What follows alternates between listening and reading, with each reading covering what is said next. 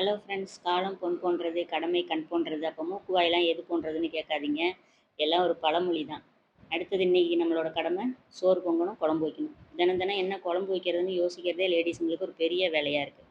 அது போக நம்ம எதையாவது போட்டு கண்ணா பின்னாடி குண்டக்க முண்டக்க ஏதாவது போட்டு ஒரு குழம்பு வச்சோம்னா அது சூப்பர் டேஸ்ட்டில் வந்துடுது.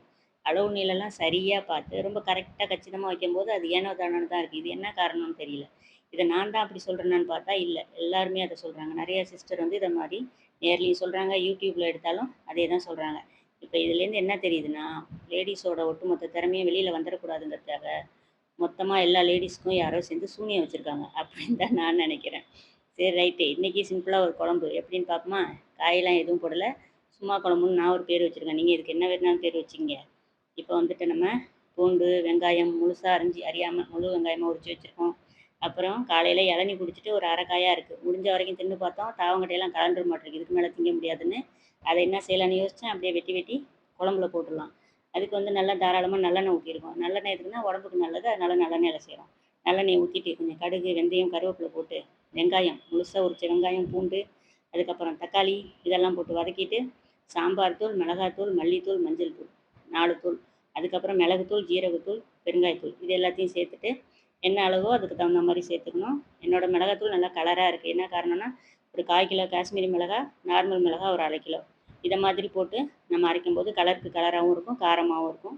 கண்டிப்பாக ட்ரை பண்ணி பாருங்கள். எல்லா பொருளுமே நம்ம வீட்டில் அரைச்சது தான், வெளியில் கடை மசாலா எதுவுமே கிடையாது. இப்போ தேவையான அளவு உப்பு போட்டுட்டு எடுத்து வச்சுருக்கிற அந்த மசாலா ஐட்டம் எல்லாமே சேர்த்துட்டோமா, தேவையான அளவு புளி தண்ணி ஊற்றிக்கணும். அதுக்கப்புறம் அரிசி கழுவுவோம்ல, கழனி தண்ணின்னு சொல்லுவோம்ல, அது 3வது தடவை களையிற தண்ணியில் குழம்புக்கு தேவையான அளவு தண்ணி ஊற்றி உப்பு போட்டு 2 வரமிளகாவும் போட்டுங்க அதில் தாளிக்கும் போது. இப்போ ஃபுல்லாக குழம்ப கூட்டிட்டு ஒரு 5 நிமிஷம் மீடியம் ஃப்ளேமில் கொதிக்க விடணும்.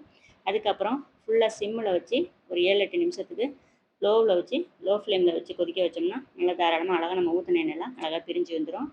இப்போ லாஸ்ட்டாக வந்து ஒரு வெள்ளைக்கட்டி போட்டு அதையும் இறக்கிடுங்க. அப்படியே கொஞ்சம் ஒரு 2 நிமிஷம் கொதிக்க விட்டு இறக்கிட்டிங்கன்னா உங்களுக்கு டேஸ்ட் நம்ம சூப்பராக அட்டகாசமாக இருக்கும். கண்டிப்பாக இந்த குழம்பு வந்து ட்ரை பண்ணி பாருங்கள். தேங்காய் வந்து உங்களுக்கு மீந்துருச்சு அப்படின்னா இந்த மாதிரி டைமில் வச்சு பாருங்கள். இதுக்கு வந்து முத்தின தேங்காயும் போடலாம். இந்த மாதிரி தேங்காய் ரொம்ப டேஸ்ட்டு நல்லா இருக்குது. இப்போ இதை மாதிரி குழம்பு வச்சு சாப்பிட்டு பார்த்துட்டு உங்களுக்கு எப்படி இருந்துச்சுன்னு சொல்லுங்கள். ஆம்லேட்டு, அவிச்ச முட்டை, அப்பளம் இது கூட எல்லாத்துலேயுமே சூப்பராக இருக்குது இந்த சாதம், அதாவது இந்த குழம்பு. இந்த வீடியோ உங்களுக்கு பிடிச்சிருந்தா லைக் அண்ட் சப்ஸ்கிரைப் பண்ணுங்கள். மறுபடியும் இதே மாதிரி வேறு ஒரு வீடியோவில் மீட் பண்ணலாம். டாட்டா.